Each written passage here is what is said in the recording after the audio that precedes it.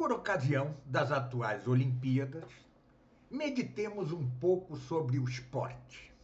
Sim, porque que fins, que finalidades buscam os homens, quer com as várias modalidades de atletismo, quer com os diversos esportes coletivos, como futebol, basquete, vôlei, etc. Bom, antes de tudo, relembro algo que digo em meu livro Da Arte do Belo. Ali digo que a arte do belo, ou seja, a literatura, o teatro, o cinema, a música, a dança balética, a escultura, a pintura e a arquitetura, né? Então digo que a arte do belo ordena-se ou deve ordenar-se a alguns fins, adquirindo, porém, cada um destes fins caráter de fim intermediário ou de meio com relação ao fim último do homem. Este caráter de intermediário ou de meio decorre de algo ineludível, que se expressa assim filosoficamente. É impossível à vontade humana apetecer mais de um fim último. E para o perfeito entendimento do que acabo de dizer, leia-se Santo Tomás, na Suma Teológica, primeira, segunda, questão 1, artigo 5, no artigo esse intitulado precisamente Se pode o homem ter muitos fins últimos. E qualquer opinião leviana ou ligeira sobre isto e sobre o esporte é mais maléfica que nada dizer sobre isso. Pois bem, algo semelhante ao que ocorre com a arte do belo, ocorre com o esporte em geral. E quem o diz? Como o disse há mais de 50 anos o grande Papa Pio XII, em seu documento Esporte e Ginástica, tudo o que serve para a consecução de determinado fim, para o alcançamento de determinado fim, deve extrair sua regra e sua medida desse mesmo fim. Ora, o esporte e a ginástica têm como fim próximo educar, desenvolver e fortificar o corpo em seu aspecto estático e dinâmico.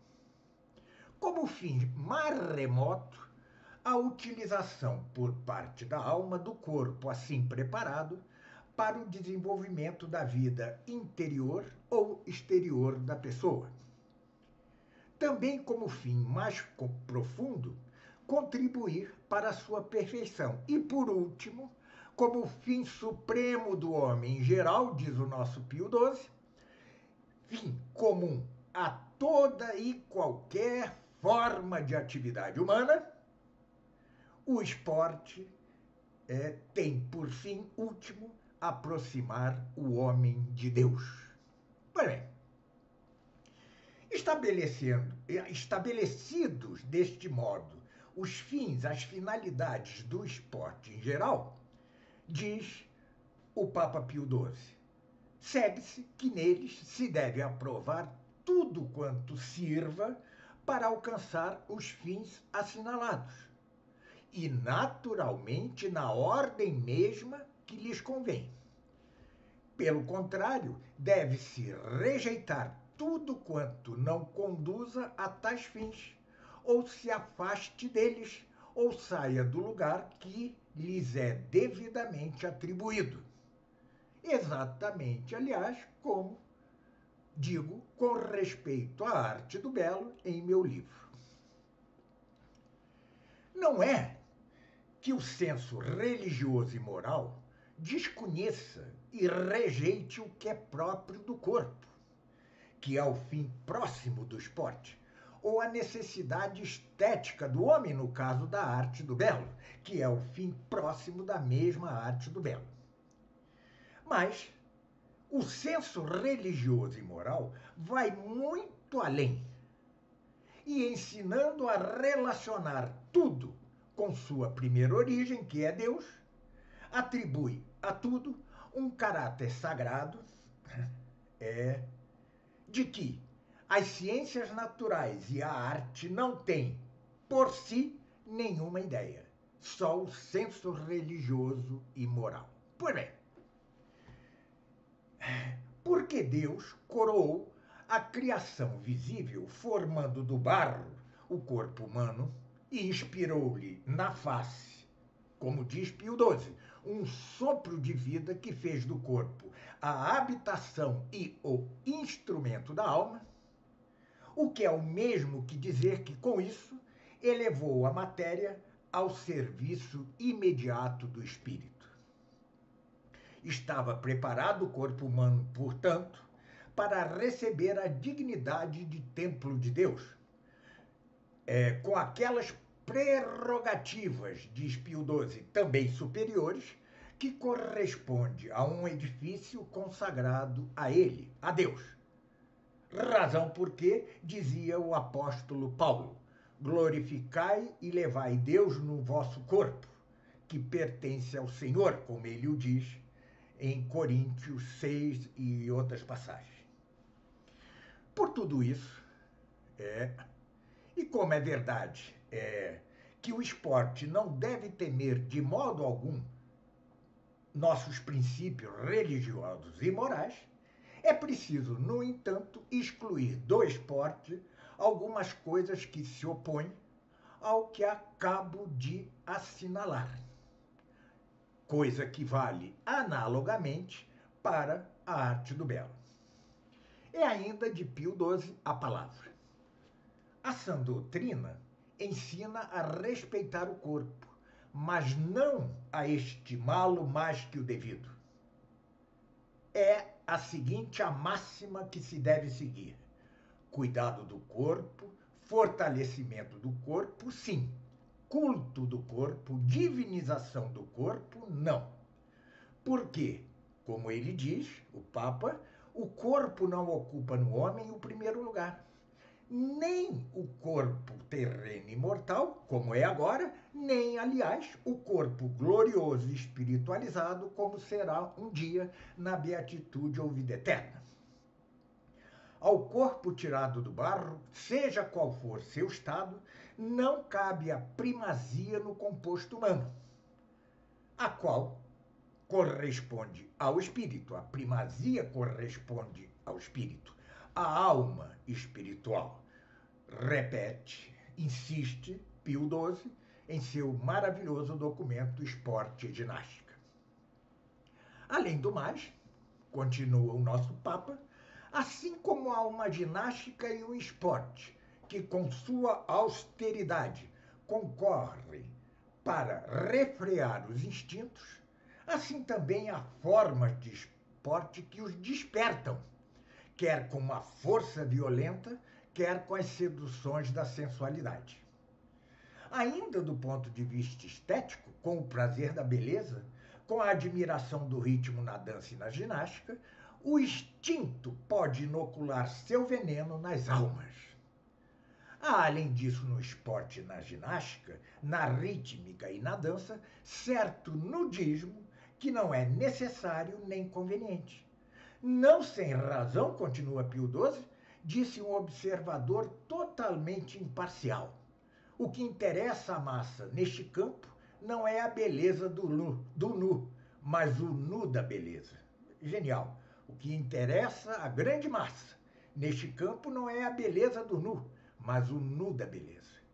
Diante, pois, diz Pio XII, de tal maneira de praticar a ginástica e o esporte, o senso religioso e moral põe seu veto, assim como faz, digo eu, na arte do belo. Pois bem, mais ainda, diz Pio XII, na própria prática do esporte devem ou deveriam observar-se certos requisitos, como franqueza, lealdade, cavalheirismo, que excluem, como a uma mácula infamante, o emprego da astúcia e do engano, devendo o bom nome e a honra do adversário ser tão queridos e tão respeitados como o próprio bom nome e a própria honra. Digo eu, agora, antes de que volte a Pio XII. O fato evidente, porém, é que no mundo moderno o esporte assim como a arte do belo, desatende a tudo quanto eu acabo de dizer. Mas que nunca o esporte transformou-se em ídolo, e não raro em objeto supremo da vida. Como, porém, a arte do belo, diz Pio XII, o esporte deveria converter-se quase numa ascese de virtudes humanas e cristãs, por mais penoso que seja o esforço exigido, a fim de que o exercício do esporte se supere a si mesmo, consiga um de seus objetivos morais e seja preservado de desvios materialistas que rebaixariam seu valor e sua nobreza. Está resumido aí o que significa a fórmula. Quereis agir retamente na ginástica, no jogo, no esporte?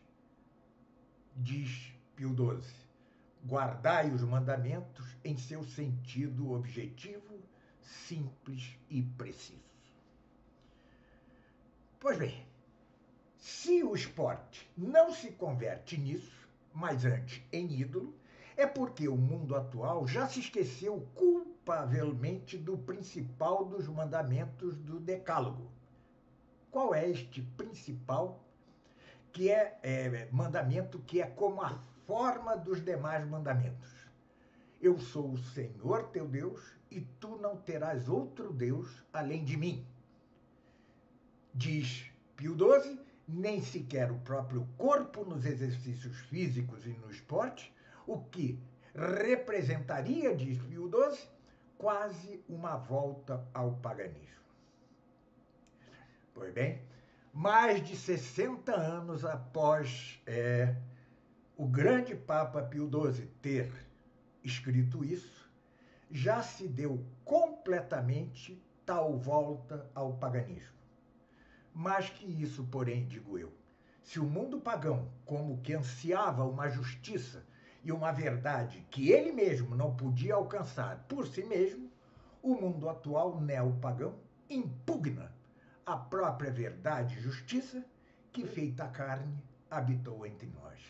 Mas não é só isso. Como vimos nas aberturas das Olimpíadas, elas servem hoje para debochar de Deus, debochar de Cristo, debochar da religião, debochar da fé, sacrilegamente. Que atitude, então, deveriam ter os atletas católicos diante de tão iníqua, nojenta, asquerosa e feia, porque é brega, abertura das Olimpíadas? Deixá-las, abandoná-las, voltar para casa afirmando: sou cristão, sou católico e não posso participar de nada que ofenda aquele que é o mesmo fim último meu e de todo o universo, Deus e a salvação das almas. Muito obrigado. A partir do próximo vídeo, eu gravarei alguns vídeos sobre ciências naturais, em particular sobre cosmologia, mas também sobre química. Tudo, claro, do ângulo tomista. Então, até o próximo vídeo desta série. E muito obrigado pela sua atenção.